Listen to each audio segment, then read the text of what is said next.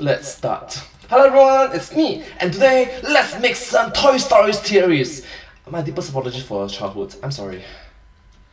Siri, what's $1 trillion to the 10th power? 1 trillion raised to the 10th power is 1 0 0 0 0 0 0 0 0 0 0 0 0 0 0 0 0 0 0 0 0 0 When he calculates how much money the next movie is gonna make. Excuse me, some of us are trying to work over here, thank you very much.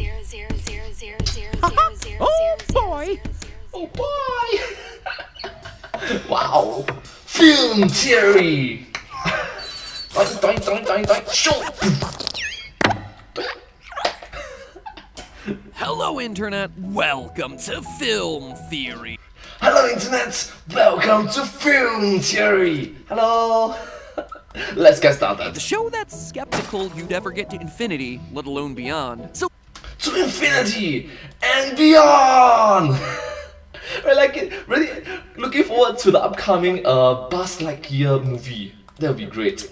the teasers and trailers have been unleashed, and Toy Story 4 looks to be yet another family-friendly box office slam dunk of a sequel, surprising literally no one, least of all the big mouse himself. But here's the thing about Toy Story, friends. In this day and age of brand safety and child-friendly programming, where Disney is so squeaky clean and more than eager to sweep some of their more questionable decisions under the rug, I am here to tell you that Toy Story may just be the worst movie of the bunch. And obviously, I am no stranger to how dark Disney movies can get. Whether it's cannibalism aboard the good ship Axiom, the body count of Moana, or Dumbo's high-flying adventures, with an emphasis on high,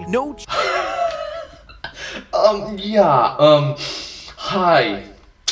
Like, as in, can fly high, right? Can fly. That's what I mean. childhood memory is safe from the show. But up until now, I've decided to let Toy Story just kinda skate past my radar. I was more than happy to leave it as the beautiful, moving trilogy commenting on the realities of growing up that it was. But then you, Mouse, had to push your luck. You had to go in for yet another sweet, sweet taste of that money-making nectar. And in the process, you summoned my wrath. And now I'm here today to prove to the world that Toy Story is undeniably the sickest, most twisted, darkest G-rated movie you could imagine. That these tales of toys just trying to make their humans happy is instead a dark picture of inescapable slavery headed towards eventual disaster. Today's episode, loyal theorists, is dark. We are talking incinerating every character you love in a furnace levels of dark. That's right, folks, we're talking Pixar dark. And I'm not even hyping this up for dramatic effect. It is a literal statement of what we are covering today. Okay, so I'm sorry. Please forgive me. For this episode, it's going to be very dark. My deepest apologies. Please forgive me. I'm sorry. Don't believe me? Well, let's begin shattering some childhood, shall we? Just in case you've been locked in a toy chest since the mid-90s, here's a rundown of the aptly named Toy Story films, which, appropriately enough, tell the story of some toys. These toys seem normal enough Toy Story. Stories of toys. when humans are around, but when left alone, they come to life. The toys love their owner Andy, and they go to extraordinary lengths to be with him. The original Toy Story film is all about the arrival of Buzz Lightyear, a cool new toy who threatens to unseat Woody as Andy's favorite. And the original film have a lot of different wonderful adventures involved. It's like, high five! Yeah, yeah, bingo. Yeah, something like that. It's awesome. Eventually team up against the kid next door, a promising young man who seems destined to become a neurosurgeon one day. No one's ever attempted a double bypass brain transplant before. And they scar him so severely that he goes on to become a garbage man instead of pursuing his medical dreams. Note the really? skull shirt there, people. That is Pixar shorthand for same person. In Toy Story 2, Woody learns that he's a collector's item and has to choose between that hashtag museum life and returning to his kid. In Toy Story 3, Woody has to choose between that hashtag daycare life and, you guessed it, returning to his kid. And in Toy Story 4's trailer, Woody faces his biggest choice yet. Will he choose that hashtag carnival life, or will he return to his kid so that Pixar can continue printing money with these sequels to infinity and beyond? I think we all know the answer to that one. Now, with all that context out of the way, let's hop into the theorizing, shall we? Imagine for a moment that you're a toy in Toy Story. Start with you coming to life. Now, at this point, you've probably already assumed that a child's imagination is what indeed gives a toy life. But in case there was any doubt about it, the Toy Story 4 trailer officially makes it canon. Bonnie made a friend in class. No, she literally made a new friend. Kids are essentially the gods that giveth life in the Toy Story verse. And So technically speaking, if you think about it, what the story trying to say is that we are gods. You are gods. We are gods. In our imagination, technically speaking. from that moment on, you're told that your life has a singular purpose, to bring joy to the humans. And that's not an exaggeration, it is a rule of this universe, again represented by the Toy Story 4 trailer. Why am I alive? You are going to help create happy memories that will last for the rest of her life. Oh my god. So a child's imagination God. gives a toy life, which is cool and all, but the weird thing is, toys don't automatically know this when they're actually given life. You are a child's plaything! You are a sad, strange little man. But if you're a toy who's skeptical about this or doesn't believe it initially, don't worry. The concept is gonna get drilled into your head over and over until you finally decide to come around. Somewhere in that pat of stuffing is a toy who taught me that life's only worth living if you're being loved by a kid. And you see, that's where our problems begin. Not all toys aspire to be a child's plaything. Remember how Buzz went through a huge existential crisis when he found out that he wasn't a space ranger in Toy Story 1? But he was just one of the many hundreds, thousands, millions of toy, it's not dolls, action figures. Was devastated to learn that he wasn't unique, that the identity Statue, what the... he thought he had for himself was a complete fabrication. What really got me thinking about this, though, was the Toy Story 4 trailer again, where we meet Forky, who's going through an existential crisis of his own. I am not a toy. I was made for soup, salad, maybe chili, and then the trash. But don't worry about toys like Buzz. By the end of the movie, he comes around. He learns that toys do in fact have worth. Worth that is entirely dependent on being subservient to the whims of their masters. Okay. I mean children. Kids who really appreciate the sacrifices that the toys are making on a day-to-day basis. Quick, make a space! This is where the spaceship lands! Who am I kidding? These masters don't even realize they're alive. The toys are born into a system where the very fact that they are alive is kept in the closet, both figuratively and literally. A world in which they are terrified of humans seeing them as they really are. Andy's coming, everybody! Back to your places, hurry! Think about it. Toys are literally imprisoned in boxes and bedrooms until a human child decides it's time to play with them. And you can't see it because this is all voiceover, but I am tossing strong finger quotes over the word play there because this so-called playtime is 100% free of toy consent. Whatever that child wants, that toy must oblige. Consider all those poor, disrespected Barbies. And it's not like they can't be alive in the presence of humans, it's that they won't. They're too scared to be. When the chips are down, sure, they'll reveal themselves to humans if they have to. So play nice. But the norm is just to lay there and let your human do whatever it wants with you, and then cast you aside when they're done. And despite it all, the toys still show unconditional love to their kids. Something we all get sniffly over in the theater because Randy Newman is singing about friendship or whatever. But if you start peeling back the surface layers, that shot of Jessie looking longingly out of a window is really just a textbook case of Stockholm Syndrome. When you look at what the toys go through and what they have to do to maintain the status quo of this society, it's a system that outright denies toys self-determination, then doesn't even allow them to make their own existence known. But humans are the ones who gave them life in the first place, so it makes sense. I hear you saying down in the comments, and sure, you are more than welcome to believe that. That is totally fine with me, but before you make your decision, let me also ask you this. You didn't get a choice in being born, did you? And so you would also be okay being the plaything of your parents? You know, the people who gave you life without your knowledge? Just asking. So, as a toy, that's your life. That's true, that's really true. A lot of things to consider, to take in upon. Like, what if your parents are bad at parenting, bad at adulting as well?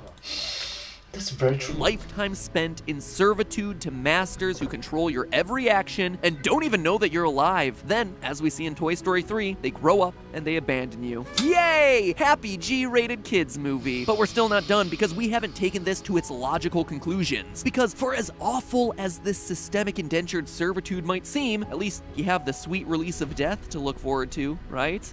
Right? Maybe not. Because there are some pretty old toys running around in these movies. In Toy Story 2, we learned that Stinky Pete was manufactured back in the 50s, and he hasn't aged one bit since his Woody's Roundup days. Granted, he's done an exceptional job of keeping himself in mint condition, but the Toy Story 4 trailer features a slew of other vintage toys. They're not under glass, and they seem to be doing just fine too. Furthermore, toys don't have organs. So riddle me this, how are you gonna die of natural causes if there are no organs that can fail?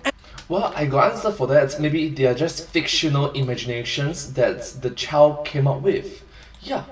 And furthermore, if there are no organs inside of a toy, no brain, no heart, is it even possible to kill a toy? No, but maybe you are thinking about it too much, my pet. Really, how do toys end their life in this series? Think about it. We know for a fact there is nothing in a toy's body or head that is vital to life. After all, there's a friggin' fishing pole with legs walking around in Sid's room. It seems to be doing just fine. And thanks to Sid again, we also know a toy's body part can still function even after being severed from the body itself. His toys have all been Frankensteined and swapped around like crazy, and they're all walking around still being toys. Really unhappy, miserable toys, but still, unfortunately for them, they are very much alive and still suffering at the hands of his torture. We also know that toy death isn't tied to the kids. While it seems perfectly logical that children, as the gods in this world who giveth life, would also taketh it away when they stop playing make-believe, that isn't the case at all. We've seen many toys throughout the series who remain alive long after their children have outgrown them and quit playing make-believe. It's also implied that even adult toy collectors who just buy toys and keep them in a box on a shelf can also instill life into the toy.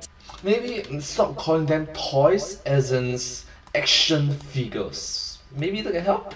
Hopefully.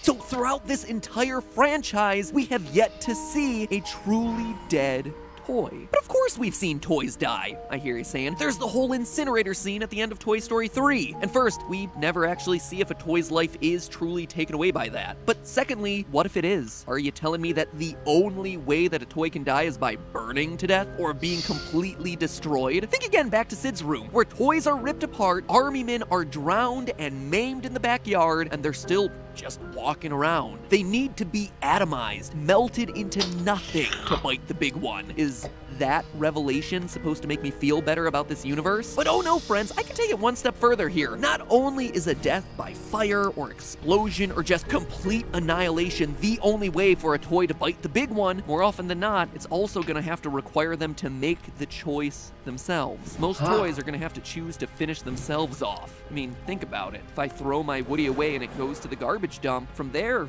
he's still alive. He's either buried alive under the mounds of garbage that Wally's gonna collect in a few centuries, or else wandering around the wasteland alongside the fragments of all the other broken, abandoned toys. Unless they actively seek out an incinerator, they're just there, hanging out forever, yearning for a death that'll never come until they make the choice to sacrifice themselves to the fire. Sure, it's one of the most moving, tense, emotional scenes ever, watching our heroic toys escape the incinerator at the end of Toy Story 3, but the sad truth is that that slow descent into the fire is what awaits most of the toys that we see throughout these movies. Oh wait, sorry, they have to go through the chopper first. So, there you have it, ladies and gentlemen. Think about that as you line up to go see Toy Story 4, which will undoubtedly be about Woody growing up and finding a new purpose in life, finding a life path that doesn't depend on making children happy.